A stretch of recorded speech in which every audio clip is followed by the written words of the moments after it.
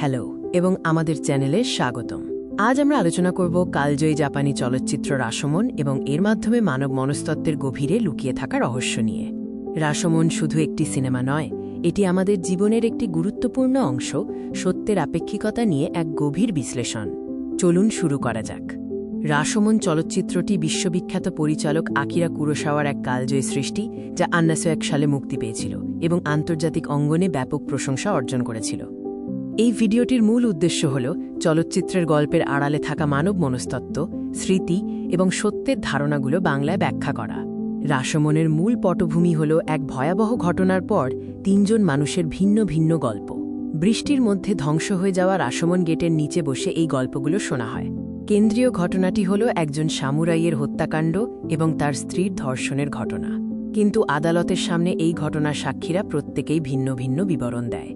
দস্যু, স্ত্রী এবং এমনকি মৃত সামুরাই একটি মাধ্যমের সাহায্যে প্রত্যেকেই নিজেদের দৃষ্টিকোণ থেকে ঘটনাটি বর্ণনা করে। তাদের সব গল্পই সাংঘর্ষিক। চলচ্চিত্রটির কারণে রাশোমন প্রভাব নামে একটি মনস্তাত্ত্বিক শব্দ জন্ম নেয়। এখন আমরা এই প্রভাব সম্পর্কে জানব। রাশোমন প্রভাব হল একটি ঘটনা যখন একাধিক ব্যক্তি একই ঘটনার ভিন্ন ভিন্ন, প্রায়শই সাংঘর্ষিক বিবরণ দেয়। এটি সত্যকে খুঁজে বের করা কঠিন করে তোলে। এই প্রভাব দেখায় যে সত্য সম্পূর্ণভাবে আপেক্ষিক হতে পারে। প্রত্যেকেই নিজেদের ব্যক্তিগত পক্ষপাতিত্ব এবং স্ব-আগ্রহের ভিত্তিতে সত্যকে দেখে এবং মনে রাখে। রাশোমন থেকে আমরা মানব মনস্তত্ত্ব সম্পর্কে কিছু গুরুত্বপূর্ণ শিক্ষা পাই। চলুন সেগুলো নিয়ে আলোচনা করি। এই চলচ্চিত্রে দেখা যায় চরিত্রগুলো সচেতনভাবে মিথ্যা নাও বলতে পারে, বরং তারা এমনভাবে গল্প সাজায় যা তাদের আত্মবিভ্রমকে সমর্থন করে। মনস্তত্ত্বে একে স্ব-সেবা পক্ষপাতিত্ব বা সেলফ সার্ভিং বায়াস বলা হয়। এটি আমাদের নিজেদেরকে সমাজের কাছে মহৎ, সাহসী বা নির্দোষ প্রমাণ করার একটি মানসিকতা।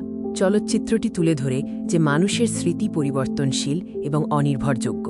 আমাদের মস্তিষ্ক প্রায়শই ঘটনাগুলোকে নতুন করে সাজিয়ে নেয়, যা আমাদের বর্তমান ধারণার সঙ্গে মানানসই হয়। কেন সবার গল্প আলাদা? এর প্রধান কারণ হল প্রতিটি চরিত্রের নিজস্ব উদ্দেশ্য, ভয় এবং আকাঙ্ক্ষা থাকে, যা তাদের গল্পের বিবরণকে প্রভাবিত করে। ব্যক্তিগত আকাঙ্ক্ষা যেমন সম্মান বা প্রেম এবং ভয় যেমন শাস্তি বা নিন্দা কিভাবে সত্যকে বিকৃত করে দেয় তা রাশোমন আমাদের শেখায়। চলচ্চিত্রটি কখনই চূড়ান্ত সত্য উন্মোচন করে না। দর্শকের কাছে সত্যের রহস্য অমীমাংসিতই থেকে যায়, যা আমাদের ভাবতে বাধ্য করে আসলে কি ঘটেছিল। রাশোমন শুধুমাত্র একটি চলচ্চিত্র নয়, এটি মানব প্রকৃতি এবং সত্যের ধারণা নিয়ে একটি দার্শনিক বিতর্ক। রাশোমন আজও প্রাসঙ্গিক, কারণ এটি আমাদের সামাজিক এবং আইনি প্রেক্ষাপটে সাক্ষ্য এবং স্মৃতির নির্ভরযোগ্যতা নিয়ে প্রশ্ন তোলে। এই শিক্ষাগুলো আমাদের দৈনন্দিন জীবনে অত্যন্ত গুরুত্বপূর্ণ। এটি আমাদের অন্যদের প্রতি সহানুভূতিশীল হতে এবং যে কোনো ঘটনার একাধিক দৃষ্টিকোণ বিবেচনা করতে উৎসাহিত করে।